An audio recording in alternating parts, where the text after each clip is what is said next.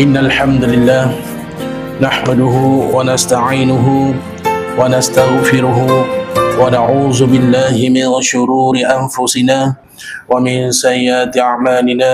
من يهد الله فلا مضل له ومن يضلل فلا هادي له. أشهد أن لا إله إلا الله وحده لا شريك له وأشهد أن محمدا عبده ورسوله. لا تخف ولا تحزن إن الله معنا. رب اشرح لي صدري ويسر لي أمري واحلل عقدة من لساني يفقه قولي. رضيت بالله ربا وبالإسلام دينا وبمحمد نبيا ورسولا. قال الله تعالى في الكتاب العزيز: أعوذ بالله من الشيطان الرجيم.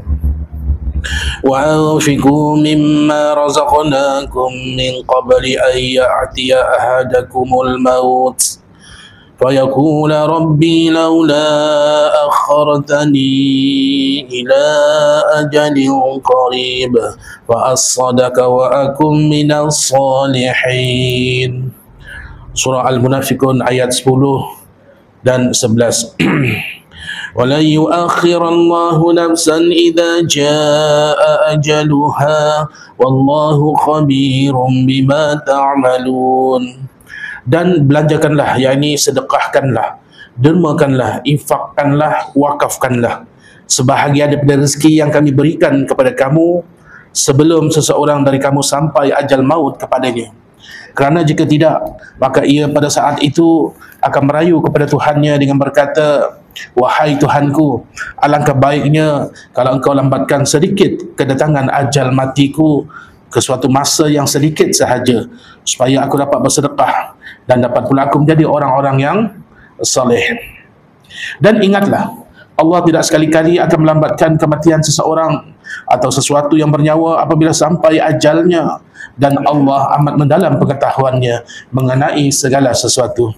Alhamdulillah, segala puji dan puja kita rafa'kan terhadap Allah Subhanahu wa ta'ala atas segala limpah kurnia, atas segala nikmat yang Allah beri di sepanjang kehidupan kita sejak kita dilahirkan di dunia yang fana ini sehinggalah keberadaan kita pada hari ini di surah Al-Firdaus yang mulia ini, hari Jumaat yang penuh barakah. Terlalu banyak nikmat yang Allah beri, ya, daripada kita bangun pagi sehinggalah hari ini dan tengah hari ini tidak terhitung nikmat yang Allah beri.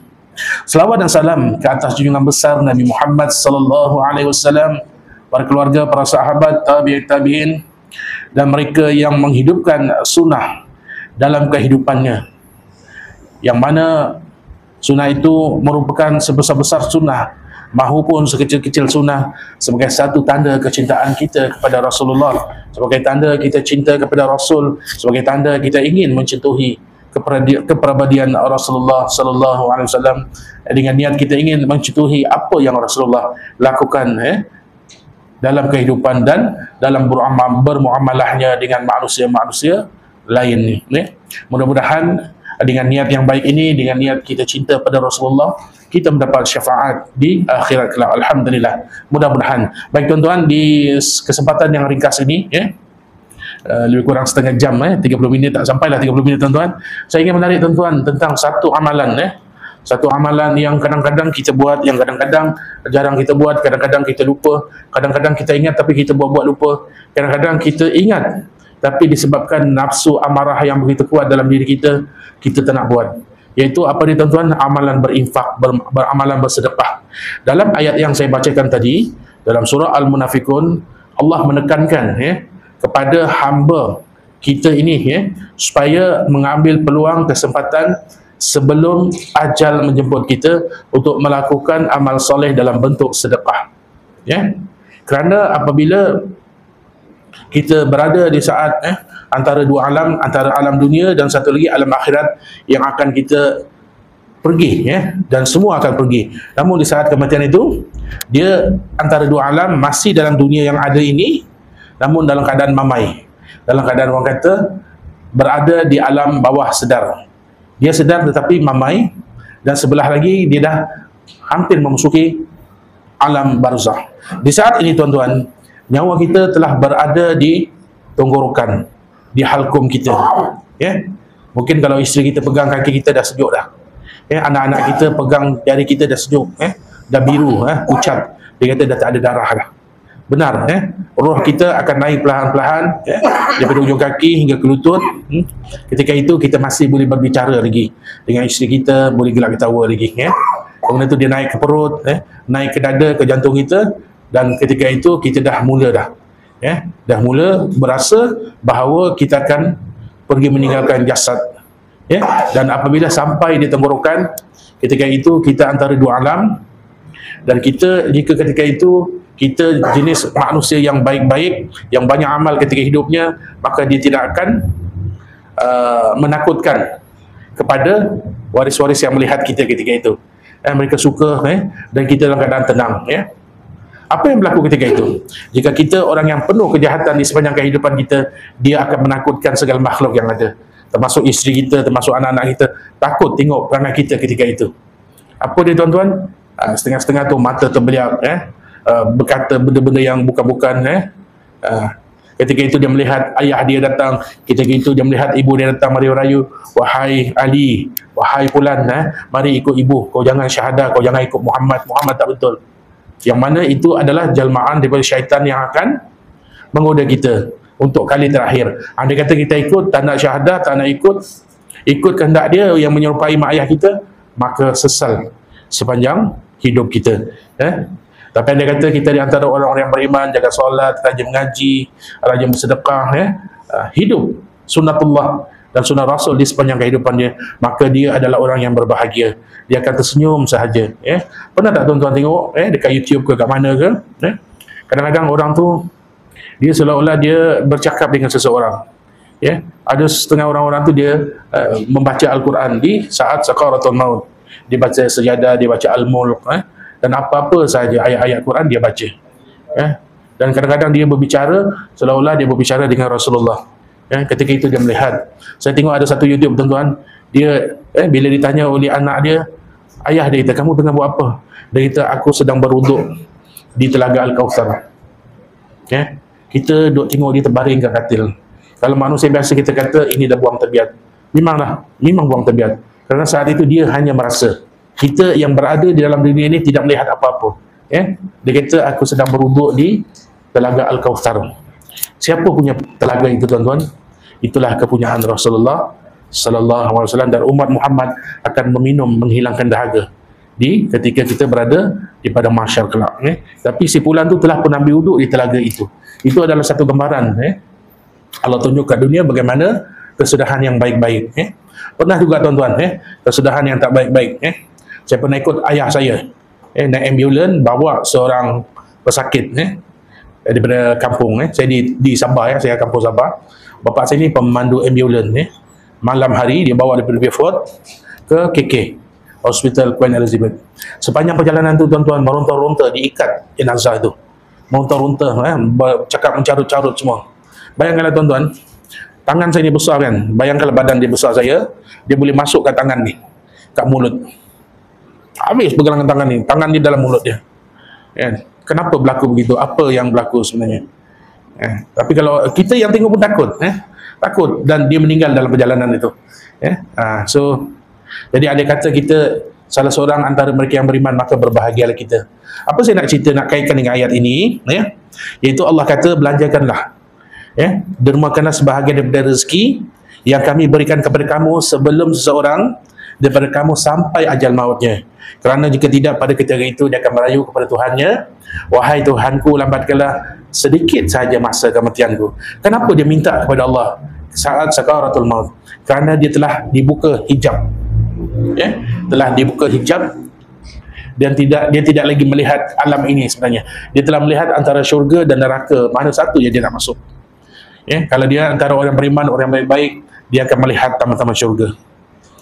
Sebab itu pernah tak tengok orang sakaratul maut senyum? Saya pernah tengok satu YouTube pejuang Palestin dia kata, wahai saudara-saudaraku, andai kamu melihat apa yang aku lihat di sana.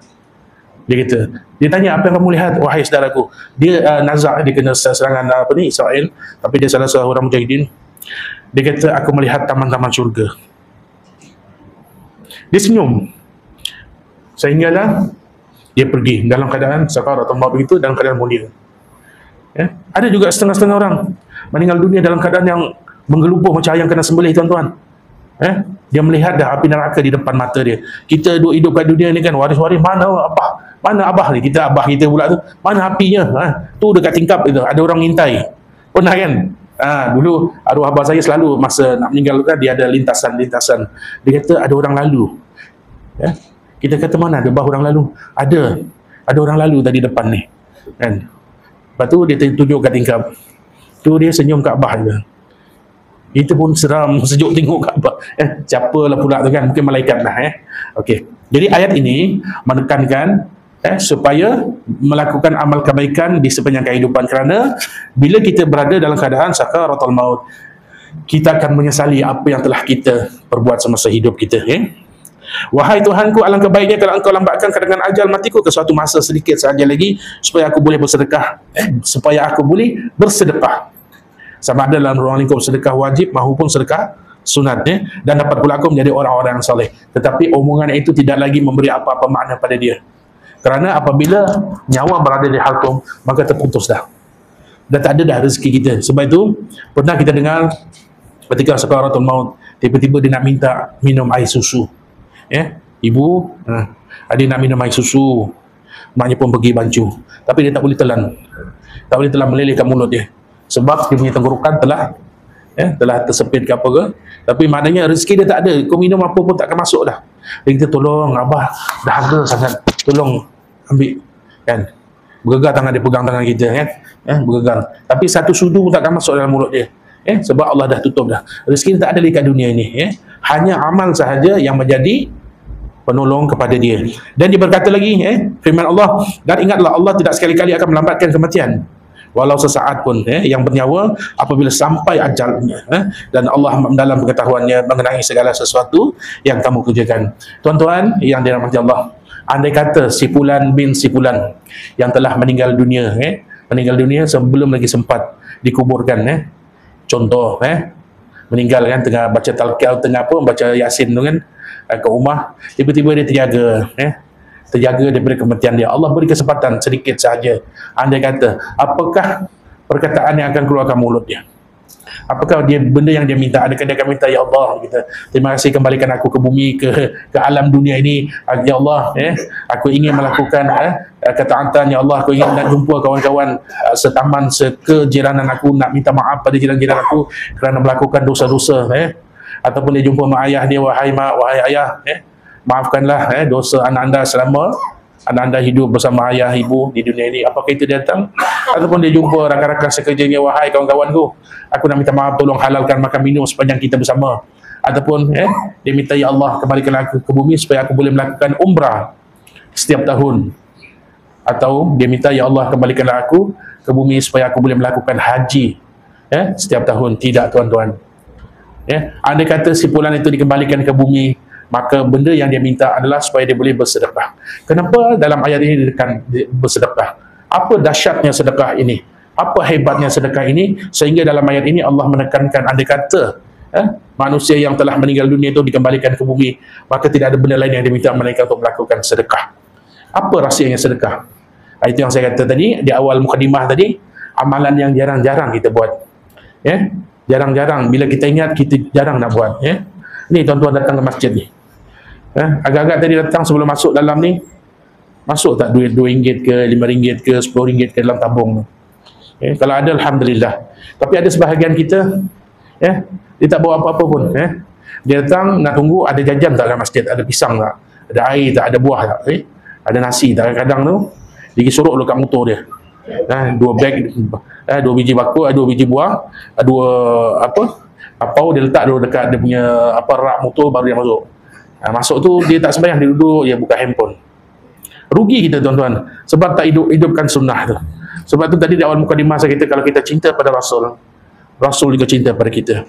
Dengan kita menghidupkan sebesar-besar sunnah, iaitu hadir solat berjemaah. Ini adalah sunnah Rasulullah. Menghidupkan rumah Allah ini dengan solat fardu, solat sunatnya, menghidupkan dengan aktiviti-aktiviti keagamaan, dakwah dan sebagainya. Itu adalah sebesar-besar sunnah yang mendatangkan pahala kepada kita. bersilaturahim. Dan sekecil-kecil sunnah apa dia tuan-tuan? Seremeh-remeh sunnah dia apa tuan-tuan? Kita buat qada hajat, kita pergi tandas buang air dan sebagainya. Bila kita ikut adab-adab dalam Islam yang merupakan salah satu sunnah Rasulullah, maka ia mendatangkan pahala yang bukan sedikit. Apatah lagi kalau kita datang ke rumah Allah ni dengan membawa sedikit wang yang ada pada kita, dan kita infak dengan niat sedekah di tabung-tabung masjid ni, dengan mengharap ridha Allah, dengan mengharap rahmat Allah, dengan mengharap ganjaran daripada Allah. Allah tidak akan melihat kita daripada satu sudut kita hanya datang untuk salat, tapi Allah akan memberi kita dengan memandang kita dengan penuh kerahmatan, dengan penuh barakah. Dan Allah akan beri kita keberkahan hidup kita dengan rezeki yang berkenyangan, dengan kesihatan yang ada dan sebagainya. Tuan-tuan yang dirahmati Allah, ada masa lagi, sedikit lagi. Pernahkah kita terfikir apakah amalan yang akan dipilih oleh manusia untuk dilakukan jika diberi peluang untuk kembali ke dunia barang sebentar sahaja dan mereka melihat hakikat di alam akhirat, dan ia diberitahu bahawa amalan tersebut adalah amalan sedekah, dan belanjakanlah, yakni dermakanlah sebahagian daripada rezeki yang kami berikan kepada kamu sebelum sampai ajal maut kepada kamu. Seorang ulama berkata, tidaklah seseorang yang telah mati itu menyebut untuk bersedekah, melainkan kerana kehebatan pahala yang telah dilihat selepas kematiannya. Dalam satu hadis, hadis sahih, Abu Hurairah radhiyallahu anhu berkata, seorang lelaki datang kepada Nabi sallallahu alaihi wasallam dan berkata, wahai Rasulullah, sedekah apakah yang paling besar pahalanya? Baginda menjawab, kamu bersedekah ketika kamu dalam keadaan sihat. Kamu bersedekah dalam keadaan kamu kedekut, kikir. Kamu bersedekah dalam keadaan kamu takut menjadi fakir dan berangan-angan menjadi orang kaya. Maka janganlah kamu menunda hingga tiba nyawa kamu berada di halkom kamu. Lalu kamu berkata, yang ini milik si fulan, yang ini pun milik si fulan. Padahal harta itu sudah menjadi milik si fulan, yakni ahli warisnya. Okey, Nabi kata apa? Ketika pahala yang paling besar, sedekah yang paling besar pahalanya apabila kita bersedekah dalam keadaan kita rasa kedekut.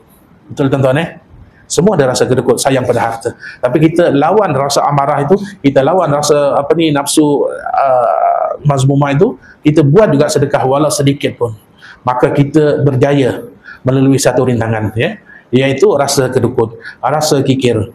Ketika itu Allah akan beri pahala pada kita. Tapi tuan-tuan, hari ini kalau kita bagi sedekah dekat tabung masjid tu, apa kita rasa? Tak ada apa-apa kan? Tak ada apa pun. Tapi percayalah, saat tuan-tuan berada di pemberingan dalam keadaan garing, orang kata sakit kuat, ketika itulah kita melihat, ya Allah, sedikitnya amalan sedekahku, barulah kita panggil mat, sini main dekat Abah, kau tolong dekat Abah tu, dekat bank Abah ada ASB 300,000, kau pergi ambil 200,000, kau pergi bagi dekat surau Al-Firdaus, masuk kat tabung ni. Anak dia pun pergilah, Abah ni duitnya macam mana, ni kau pergi bagi jiran-jiran, bagi sedekah RM50, RM50, ni 200,000 masuk kat surau Al-Firdaus. Dapat pahala tak tuan-tuan? Dapat juga. Tapi dalam keadaan kita sakit. Nabi kata bersedekah dalam keadaan kita sihat. Ini bila doktor kata encik sudah stage 4 kanser lymphomia, lymphoma. Ketika itu baru nampak, ya Allah, aku nak mati dah. Encik ada 6 bulan lagi mau hidup dah. Sekarang encik balik rumah rehat saja. Nanti buat kemoterapi, ini makan ubat itu, makan ubat. Agak-agak tuan boleh tidur lena tak kan? Ketika itu barulah, ya Allah, dulu masa aku muda, aku pernah tinggalkan puasa, tak bayar, tak qada. Masa aku muda-muda, aku pernah melakukan zina. Masa aku muda, aku pernah mencuri, pernah pancitkan tayar cikgu aku. Masa tu timbul semua dosa-dosa tu. Semua kita tak pernah pun minta maaf dengan dia. Nak cari tak sempat dah tuan-tuan. Ketakutan menyelubungi kita sehingga kita tak boleh tidur lena dah. Berbanding kalau mereka yang memang bersedia daripada awal dengan sedekah, dengan amal solehnya, apabila diberitahu doktor, encik ada 6 bulan lagi hidup, apa reaksinya? Alhamdulillah, semoga penyakit ini menjadi penghapus dosa kepadaku. Dia reda, sebab itu semua datang daripada Allah. Tapi kalau kita yang orang awam ni, solat Jumaat dia datang ke masjid surau Al-Firdaus, solat waktu nampak mukanya tak ada, dia kat rumah. Kalau sembahyang kat rumah tu alhamdulillah lah. Ini solat Jumaat, ada kadang solat Jumaat pun tak nampak, tentu hari raya je nampak. Lagi jauh daripada rahmat Allah. Apabila dikhabarkan pada dia, encik ada 6 bulan lagi mau hidup, encik kena kanser hati, liver, menggelupur dia tuan-tuan. baru datang cari bomo, cari doktor, cari Pak Imam tolong solat hajat untuk saya sakit. Dia tengok ada duit, panggil waris ni, keluarkan duit. Tuan-tuan, kalau kita bersedekah ketika kita sakit, Allah terima juga. Tetapi berbeza kalau kita bersedekah, berinfak dalam keadaan kita sihat, dalam keadaan kita rasa kedekut, dalam keadaan kita sayang kepada harta kita lawan rasa amarah tu, walau sedikit kita infak kerana Allah. Mathalul ladzina yunfikuna amwalahum fi sabilillahi kamasali habbatin ambatat sab'a sanabila fi kulli sumbulatin mi'atu habbah wallahu yudha'ifu liman yasha wallahu wasi'un alim. Bandingan mereka yang menginfakkan hartanya pada jalan Allah adalah sama seperti sebutir benih, yang mana benih itu akan menerbitkan 100 biji benih yang sama. Itu adalah perbandingan, itu adalah satu analogi yang Allah beri kepada kita di dunia ini, bahawa satu amalan yang kita buat kerana Allah, maka Allah akan bagi dalam bentuk pulangan dalam bentuk sedekah 700 kali ganda jika kita berinfak pada jalan Allah. Sebab itu apabila kita berada dalam keadaan sakaratul maut, Allah buka hijab, kita melihat bahawa amalan kita masih sedikit. Dan kita melihat bahawa dulu aku pernah berinfak pada surah Al-Firdaus ini RM10 saja. Rupanya dah jadi RM7,000, tuan-tuan. Kita nampak masa tu. Tapi apalah pilihan kita ketika itu untuk bersedekah lagi, sedangkan hijab telah dibuka, amalan telah ditutup. Tidak ada peluang untuk kita melainkan 3 perkara. Apa dia, tuan-tuan? Dalam satu ayat, dalam satu hadis, idza matal insan anqata'a anhu amaluhu illa min 3 perkara. Illa min sadaqah jariyah aw ilmin yuntafa'u bihi aw waladin salih. Apabila meninggalnya anak Adam itu, maka terputuslah segala amalannya. Talian hayatnya dah tak ada dah. Untuk mendapatkan sedekah, memberatkan timbang amalnya untuk akhiratnya telah terputus. Melainkan 3 perkara, iaitu anak soleh yang mendoakannya. Alhamdulillah, mungkin anak tuan-tuan hafiz, hufaz, orang yang baik, banyak melakukan kebaikan, kita tetap dapat tempias pahala daripada amal anak kita. Bila anak kita yang baik-baik ini berdoa untuk kita, tiada hijab dengan Tuhannya. Kalau anak soleh, kalau anak taleh, macam mana, tuan-tuan? Dosa bertambah kat kita. Dia buat dosa, mak ayah pun dapat saham. Dia buat dosa, mak ayah pun dapat saham. Tapi kalau anak kita, anak yang baik, anak yang berbudi pekerti, berbudi kepada mak ayah, setiap kebaikan itu akan dapat pahala pada mak ayah. Yang kedua apa, tuan-tuan? Ilmu yang bermanfaat. Dia menuntut ilmu, tapi ilmu yang baik-baik, dan dia share ilmu itu. Dulu saya kata guru Quran, beruntung siapa jadi guru Quran, guru ngaji, kan, besar pahalanya, benar. Tapi jangan nafikan guru-guru lain yang mengajar maths, yang mengajar bahasa Melayu, semuanya dapat pahala. Tapi jangankan guru-guru, tuan-tuan sendiri pernah tak ajar kawan-kawan kita? Contoh, kawan jiran kita pancit tayar, kita duduk intai daripada tingkap, dah setengah jam tak terbuka-buka tayar ni, pusing pakai sepanah, tayar yang berpusing. Kita pun pergilah, bang, kenapa? Anak tukar tayar ni, tayar pancit. Aku tengok dah setengah jam kau kat sini, itulah, dah berpeluh ni, tak boleh buka tayar. Bukan tak boleh buka, dia tak reti, ilmu tak ada. Okey, kita pun ajar dia, bang, sebelum jek tayar kereta ni, longgarkan skru. Dia pergi longgar, ketatkan skru. Dia ikut lawan arah jam. Nak buka sepanah, nak buka skru, tuan-tuan, lawan arah jam. Okey, dia ajar. Kena lawan arah jam, terbuka 4 skru. Lepas tu baru kau cek. Jack. Dan jack tu cabutlah tayar, ambil tayar spare, masuk balik. Ilmu dia ajar kat jiran dia. Dapat pahala tak, tuan-tuan? Benar baik dapat, walaupun ilmu-ilmu yang tidak berkaitan dengan akhirat, tapi kebaikan yang melibatkan dunia. Dia membantu rakan dia. Rakan dia tu pula, jiran tu pula share ilmu itu pada kawan dia lagi. Kawan dia share pula kepada kawan dia, kepada kawan dia, kepada kawan dia. Benda yang baik ini akan mendatangkan pahala kepada yang asal tadi yang memberi ilmu itu. Kalau guru agama, lagilah daripada anak dia tak boleh mengaji, pandai mengaji, pahala tu akan dapat pada guru dia. Anak itu tadi ajar pula kawan dia pandai mengaji, anak tadi dapat pahala. Yang asal ilmu tadi dapat pahala. Kawan kepada anak dia pula, kawan kepada anak, kepada anak, kepada anak, kawan kepada anak, kawan pula, dia share juga ilmu yang sama. Dia ada, apa ni orang kata, dia ada rangkaian sampai ada 10 step, tetap juga akan dapat pahala kepada penyumbang ilmu yang pertama. Okey, kemudian tu apa lagi? Sedekatan jariyah, iaitu sedekah. Okey, dah diberi syarat 3 minit ni, kan? Seminit lagi. Yang terakhir adalah sedekah jariah, iaitu dalam bentuk wakaf. Andai kata masjid ini dibina melalui wakaf, melalui sumbangan tuan-tuan, percayalah, setiap detik, setiap saat pahala mengalirkan tuan-tuan 24 jam. Tidak ada, kalau kita bagi kawan belanja makan, masa itu je dapat pahala. Tapi wakaf tetap berkekalan sehingga hari kiamat, sehinggalah surau ini dirobohkan buat surau baru dan sebagainya. Jadi kita wakaf itu tetap kekal wakaf kita sehingga akhir hayat kita. Beruntunglah mereka yang ada kesedaran untuk melakukan amal soleh dalam bentuk sedekah wajib dan sedekah sunat. Sebenarnya apa yang saya sebut ni tuan-tuan, saya nak bahas lagi dalam ruang lingkup sedekah. Dia ada sedekah wajib, ada sedekah sunat, termasuklah zakat. Tapi masa mencemburui, jika ada peluang masa, kita akan cerita bab sedekah lagi. Jadi sekadar itu saja tazkirah ringkas saya. Telah masuk waktu dan kita tutup dengan tasbih kifarah. Subhanallahumma wa bihamdika asyhadu an la ilaha illallah anta wa astaghfiruka wa atubu ilaik.